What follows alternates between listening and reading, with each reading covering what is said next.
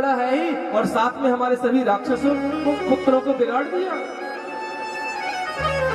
बता तेरा भगवान कहाँ है?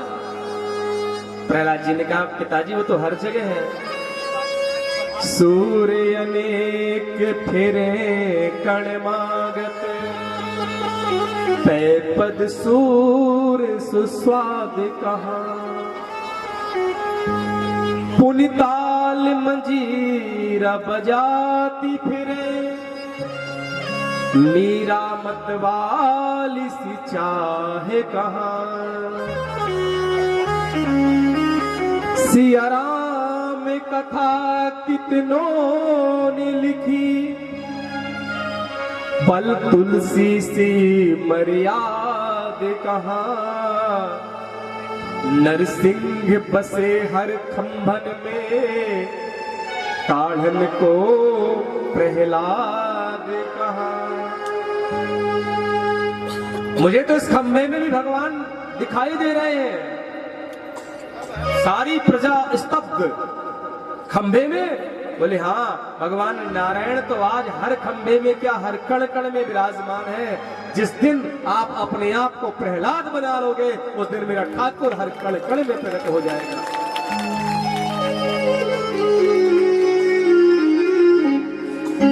हिरण्यकश्यप बोला खंभे में भी है? बोले बिल्कुल है। एक मुष्टिका का जोर से प्रहार किया, खंभा तड़ तड़ करके टूट गया और उसमें से नरसिंह भगवान प्रकट हो गए।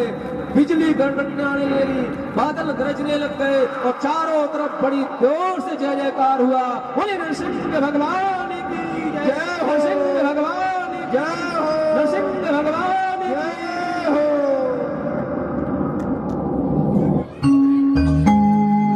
जैसे एक बार नरसिंह भगवान को देखा, हिरण्यकश्यप कांप गया। फिर याद आई ओहो मुझे तो वरदान है, मैं तो मर ही नहीं सकता हूं। बोले मुझे नहीं मार सकते हो, मुझे वरदान मिला है ब्रह्मा जी से। भगवान बोले आज सबले वरदान को याद कर ले। अच्छा मुझे वरदान मिला है मैं दिन में मरूं ना रात में मरूं। बोले ये तो शाम का समय है, दिन भी नहीं है और रात भी नहीं। अच्छा वरदान मिला है कि ना ऊपर मरूं ना नीचे मरूं। बोले अपनी गोदी में इसीलिए तो बैठा रखा है तुमको, ये ऊपर भी नहीं और नीचे भी नहीं। अच्छा अस्त्र शस्त्र से भी ना मरूं। बोले ये लंबे लंबे नाखून कब काम आएंगे, ये अस्त्र भी नहीं और शस्त्र भी नहीं। वरदान मांगा है कि 12 महीने में किसी महीना में न मरूं।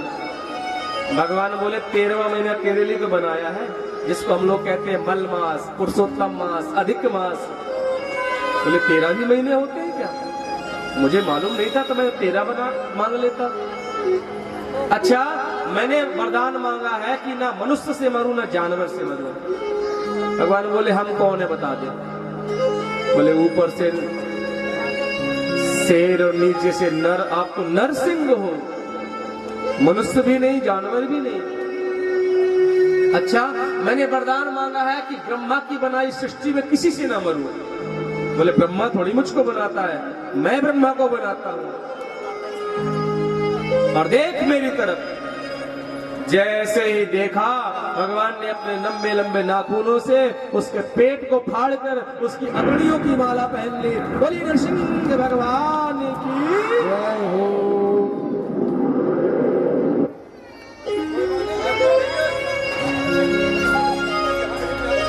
और उनके क्रोध को देख करके पूरी धरती कांपने लग गई।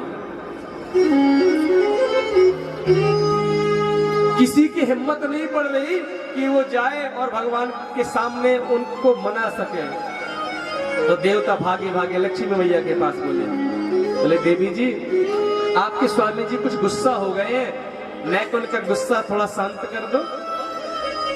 लक्ष्मी मैया ने कहा पहली बात तो हमारे स्वामी जी को गुस्सा आता ही नहीं है, तो अगर थोड़ी बहुत कभी आ भी गया ना तो मुझको देख के सब गुस्सा शांत हो जाता है। और जैसे ही लक्ष्मी मैया आई नरसिंह भगवान ने जोर से दहाड़ लगाई तो एक पैर उनका नीचे दूसरा बैकुंठ में। बोले ये मेरा पति नहीं तो कोई बब्बर शेर बैठा है। नारद जी ने कहा कोई कितना कुछ भी करे जब तक प्रहलाद इनसे नहीं कहेगा तब तक ये शांत नहीं होंगे। प्रहलाद ने बड़ी सुंदर स्तुति करी। सत्यम विधातुम निज भृत्य भासितम व्याप्तम च भूतेषु अखिलेषु चात्मनः अदृश्यतात्यद्भुतरूप मुद्वहन्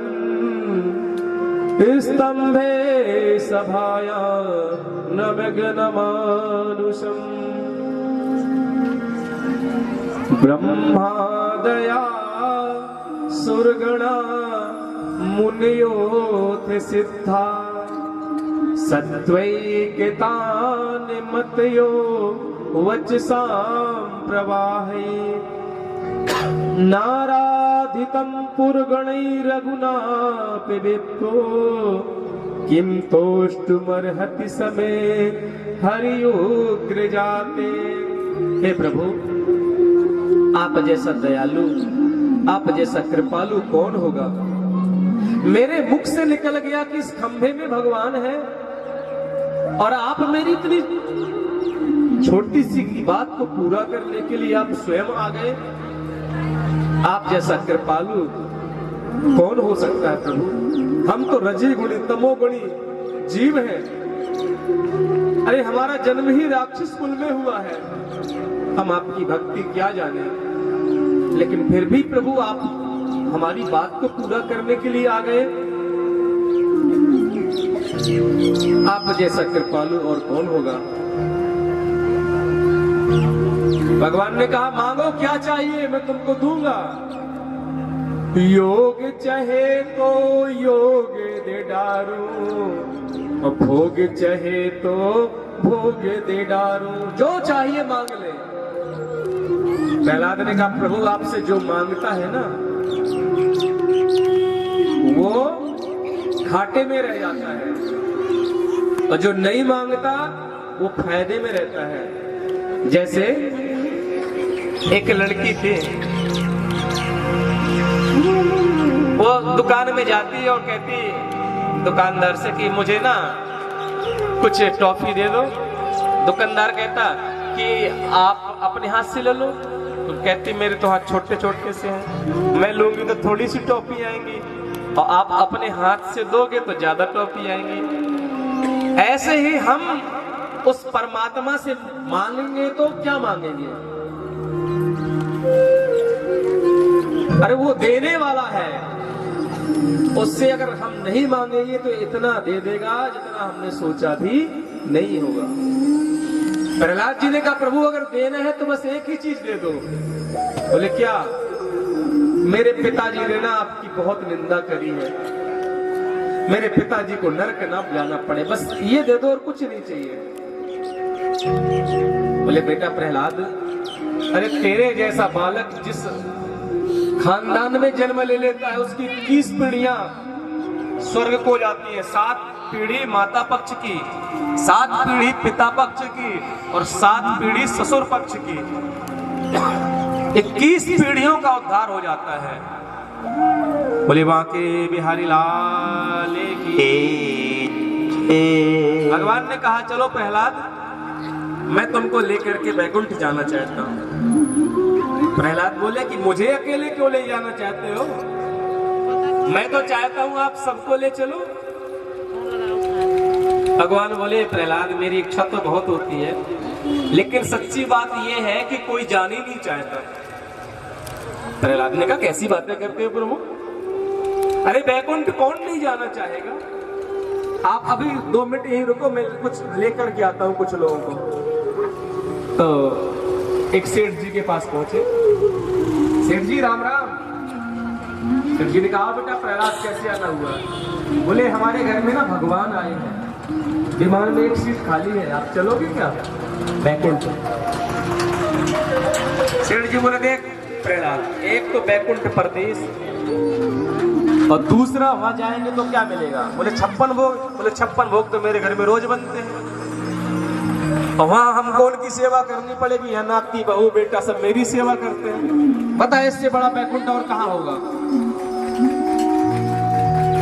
फिर प्रहलाद जी गए एक मैया के पास में, बेचारी बूढ़ी मैया जी, बिल्कुल जर्जर शरीर, 90-95 साल की उम्र हो गई उनकी। प्रहलाद ने कहा मैया राम राम। बोले बेटा राम राम, कहो कैसे आना हुआ? मैया हमारे घर भगवान आए हैं। अच्छा बैकुंठ चलोगी? बोले बेटा बैकुंठ जाना तो है, लेकिन अभी मैंने ना पोते का ब्याह किया है, मैं सोचती हूँ पर पोते का मुंह देख लूं फिर बैकुंठ चली जाऊंगी। बोले जब तक बैठे थोड़ी रहेंगे भगवान, तो उनसे कह दो वो जाए, हम मैं बाद में आ जाऊंगी। प्रहलाद जी ने सोचा सच्ची कह रहे हैं प्रभु, कोई नहीं जाना चाहता। रास्ते में देखा एक सूकरी पानी में कीचड़ में तैर रही है। राम राम, कितना निकृष्ट जीवन है। चलो जब मनुष्य नहीं जाना चाहते तो जानवरों को ले चलते हैं। सूकरी से कहा देवी राम राम। बोली राम राम, चलोगी बैकुंठ? बोले हाँ बिल्कुल चलेंगे। प्रहलाद जी ने सोचा चलो कोई तो जा रहा है। अच्छा एक बात बताओ, बैकुंठ में क्या क्या मिलेगा? बोले 56 भोग मिलेंगे, भगवान के दर्शन मिलेंगे। अच्छा ऐसा कीचड़ मिलेगा कि नहीं मिलेगा? ले कीचड़ का क्या काम वहां पे? तो बोले तुम्हारे बैकुंठ में आग लगाऊं, जब तक कीचड़ नहीं मिलेगा मैं नहाऊंगी कहां पे? प्रहलाद जी वापस लौट करके आ गए। कहते हैं कि कोई साथ में नहीं गया। भगवान से कहा प्रभु आप सत्य कह रहे हो, कोई जाना चाहता ही नहीं है। भगवान ने प्रहलाद जी को साथ में लिया और बैकुंठ धाम को गए। पूरी वृंदावन बिहारी लाल की जय। राजा परीक्षित कहते हैं कि हम लोग भी भगवान की याद करते हैं, लेकिन मालूम कब करते हैं? दुख में सुमिरन सब करे, सुख में करे न कोई, और सुख में सुमिरन जो करे तो दुख काहे को होए। हम लोग भगवान की ना दुख में ज्यादा याद करते हैं। कोई परेशानी आ गई, कोई दिक्कत आ गई, कोई तकलीफ आ गई, हे भगवान जी इससे बचा लो, ये कर दो। और अगर हम सुख में, जैसे आप लोगों ने भगवान को याद किया, ऐसे अगर आप सुख में भगवान को याद करते रहोगे तो दुख आपके पास में आएगा ही नहीं। एक कथा आती है, एक हाथी था जिसका नाम था गजेंद्र। महाराज बड़ा विशाल हाथी, बहुत ताकत वाला हाथी और बहुत लंबा चौड़ा परिवार। संत लोग कहते हैं 50 पत्नियां और 150 बच्चे, इतना बड़ा परिवार उस गजेंद्र का। और जब चलता ना चारों लोग उसकी जय जयकार करते, महाराज गजेंद्र की जय हो, गजेंद्र की जय हो। और पूरी सूंड उठा करके ऊपर चलता वो। एक दिन की बात, वो सरोवर में गया स्नान करने के लिए। उस सरोवर में रहता था एक ग्राह मगरमच्छ, उसने हाथी का पांव पकड़ लिया। हाथी को लगा कि किसी छोटे से जानवर ने पैर पकड़ा होगा, फिर सोचेगा राजा जी का पांव है तो छोड़ देगा, माफी मांगेगा, मना कोई बात नहीं माफ कर दूंगा। अब उस ग्राह ने खून पीना शुरू किया, थोड़ी कमजोरी आई, नीचे नजर डाल कर देखा विशाल मगरमच्छ, अरे तो डुबो देगा, पूरी ताकत से खींचने लगा। और जब नहीं खींच पाया तो बच्चों से कहा बेटा तुम बचाओ, पत्नियों से कहा तुम भी सहयोग करो। सबने सूंड में सूंड मिला करके खींचने की कोशिश करी, लेकिन एक तिल भर भी नहीं खींच पाए। क्यों? पानी का जानवर, पानी में उसकी शक्ति ज्यादा। 15 दिन हो गए खींचते खींचते। पत्नियां बोली स्वामी जी, बच्चे बोले पिताजी अब आप तो बाहर निकल नहीं रहे हो, सूंड उठाइयो चल पड़े। अरे बच्चों तुम कहाँ जा रहे हो? बोले पिताजी आप आ ही नहीं रहे, क्या करें, कब तक यहाँ रहेंगे? देखा, इन बच्चों को मैंने प्राणों से ज्यादा प्रेम किया और संकट की घड़ी में मुझको छोड़कर चल पड़े। पत्नियों ने भी कुछ दिन मदद करी, फिर उन्होंने भी सूंड उठाई, वो भी चल पड़ी। अरे ओ धर्म पत्नी जी कहाँ जा रही हो? बोले स्वामी जी आप बाहर निकल नहीं रहे हो, बच्चे भी बेचारे भूखे होंगे, उनको भी तो देखना है। वो भी चल पड़े। ये हाथी कौन है? बोले हम और आप सभी हाथी हैं। हाथी की ना सूंड बहुत लंबी होती है, सूंड होती नाक। हम लोग भी अपनी नाक के पीछे, मेरी नाक न कट जावे, हैं? कितना काम करते हैं। सबसे पहले ग्राह कौन है? ग्राह है काल। काल सबसे पहले आकर के पैर ही पकड़ता है। घुटनों में दर्द शुरू, मतलब काल ने पांव पकड़ लिया। बोलो राधे राधे। फिर हम लोग खूब इलाज करवाते हैं, बच्चे लोग भी खूब इलाज करवाते हैं, खूब सेवा होती है। और जब डॉक्टर कह देते हैं कि जिनका कुछ नहीं हो सकता है घर ले जाओ, तो घर में एक कोने में डाल दिया जाता है और फिर कहते हैं हे भगवान इनको जल्दी उठा लो। क्यों? सेवा होती नहीं है, क्या करा जाता है। हाथी ने देखा, देखो तो मैं जितना इनके लिए मैंने किया, अगर इतना शायद भगवान के लिए करता तो भगवान मुझको प्रसन्न हो जाते। भगवान की स्तुति करता है लेकिन नाम किसी का नहीं ले रहा। एवं व्यवसितो बुद्ध्या समाधाय मनोहृदि जजाप परमं जाप्यम प्राग जन्मनुशिक्षितम। जो इस संसार को चलाता है वो मेरी रक्षा करे, जिसके बगैर पत्ता हिल नहीं सकता वो मेरी रक्षा करे, जिसकी कृपा से वायु हटती नहीं चलती नहीं वो मेरी रक्षा करे। नाम किसी का ले नहीं रहा और स्तुति कर रहा है। लिखा हुआ है भागवत में कि चारों तरफ देवता खड़े हैं, ब्रह्मादयो विधिलिंगा विधाभिमाना। अभिमान है कि मेरा नाम ले तो हम जाएं। ब्रह्मा जी कह रहे हो पूरे नाम याद नहीं था तो कह देते चार मुंह वाला बाबा आजा, मैं मुझे बचा, मैं चला जाता। शिव जी में बोले अरे जटाधारी नहीं कहा, शिव शंकर नहीं कहा, शिव शंभू नहीं कहा, अरे कुछ बम बम कह देता तो मैं चला जाता। भैरव बाबा बोले तो अपन थोड़ी ऐसे जाने वाले हैं। चारों तरफ देवता खड़े हैं, कोई नहीं जा रहा है। मेरे प्रभु नारायण ने सोचा जो नाम किसी का नहीं वो नाम मेरा। और गरुड़ को बुला के कहा गरुड़ आओ जल्दी चलना है, मेरा भक्त संकट में है। गरुड़ ने सोचा कि जब कहीं जल्दी जाना होता है ना तो भगवान को मेरी याद आती है। अरे चलते हैं महाराज, रुक जाओ ना, थोड़ी देर रुक जाओ। प्रभु ने सोचा ओहो इसको अभिमान आ गया कि मैं त्रिलोकी की नाथ को लेकर के उड़ता हूं। आपने देखा होगा कि प्रधानमंत्री तो चाहे बड़े प्रेम से मिलने बात कर ले में, लेकिन उनका जो पीए होता है ना वो सीधे मुंह बात भी नहीं करता। एक जगह ट्रक में लिखा हुआ था, हमने पढ़ा था कि हमारे सेठ जी तो बहुत महान है लेकिन क्या करें हम तो उनके चमचों से परेशान हैं।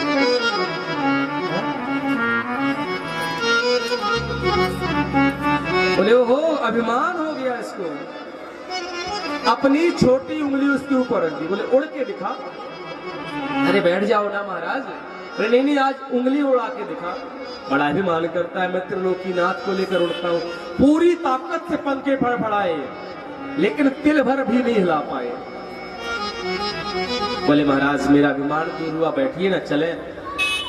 और लेकर के पहुंचे, कहते हैं कि मात्र उसकी सूंड ऊपर की छोटी सी बची थी, पूरा डूब गया था गजल में। और जैसे भगवान को देखा बड़ी सुंदर स्तुति करी। शोंका शरशुर बलेन गृहीते आर्तो दृष्ट्वा गरुत्मतिहं खौपाति चक्रम उच्छिप्य सांबुजकरम गिरिमाह कृच्छान नारायण खिल कुरो भगवन नमस्ते।